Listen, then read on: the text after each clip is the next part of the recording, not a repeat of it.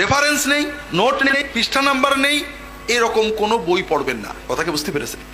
আল্লাযীনা ইসতামিউনাল কাওলা ফায়াত্তাবিউনা আহসানা, যারা কথা শোনে যাচাই করে ভালো কথাগুলো গ্রহণ করে।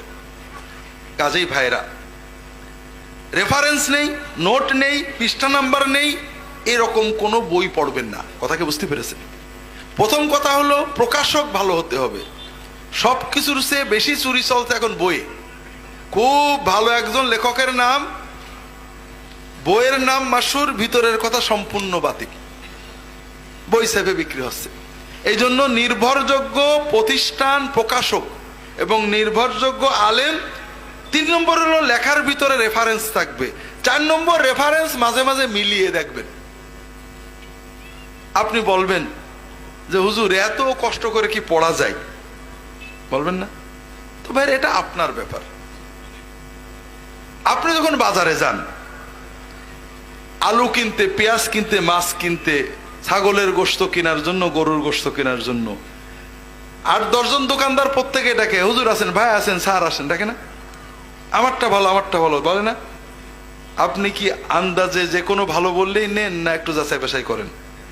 করেন। একজন প্রথম যাচাই করেন দোকানদার, যে কার কাছে গেলে ফাঁকি না দেবে, এটা যাচাই করেন। এরপরে দোকানদারের কাছে যখন মালটা নেন, দোকানদার একেবারে পাল্লা দিয়ে তুলে দেয়, আর বলেন না বেছে বেছে নেন, পেঁয়াজটাও বেছে নেন, না নেন না, পেঁয়াজের দাম বেশি না ইমানের দাম বেশি, এটা আপনার ব্যাপার। It is up to you. আপনার কাছে পেঁয়াজের দাম বেশি, ইমানের দাম কম হয়, আপনি যা ইচ্ছা পড়েন। আর যদি মনে করেন পেঁয়াজের চেয়ে ইমানের দাম বেশি, তাহলে আপনাকে যাচাই করতে হবে। প্রথম যাচাই করবেন লেখক, দ্বিতীয় যাচাই করবেন প্রকাশক, তৃতীয় যাচাই করবেন লেখার মান, যে তথ্যসূত্র আছে কিনা, চতুর্থ যাচাই করবেন তথ্যসূত্র মাঝে মাঝে একটু চেক করে নেবেন। এরপরেও কোনো তথ্য নিয়ে মনে সন্দেহ হলে আলেমদের সাথে কথা বলবেন। কথাকে বুঝতে পেরেছেন? আপনি যদি মনে করেন না আমি এগুলো করব না, আলু যাচাই করব, পেঁয়াজ যাচাই করব, মাছ যাচাই করবো, পুঁটি মাছ যাচাই করবো, একবার খেয়ে বাগানে চলে যাবে সেইগুলো যাচাই করব, আর যেটা একবার খেলে অনন্ত জীবনে যাবে সেটা আমি যাচাই করব না, তাহলে এটা আপনার ইমানের ব্যাপার, আমার কিছু বলার নেই। আপনার জমি জমা কেনেন না? একজন এসে বলল জমিটা আমার, কিনে নেন, দলিল দেখেন, শুধু দলিলে কেনেন, দলিল দেখেন, পর্সা দেখেন, পিঠ দলিল দেখেন, একে বলে, আমি আবার এসব বুঝি না, RS পর্সা দেখেন, কি কি যেন বলে, SS পর্সা দেখেন। 50 বছরের কাগজপত্র চেক করার পরে এরপরও আবার বাইনা দেওয়ার পরে লিগাল নোটিশ দেন, ঠিক না ভাই? ঠিক। এই যে 5 লাখ 10 লাখ টাকার জমি কিনছেন, এটার দাম বেশি না ইমানের দাম বেশি?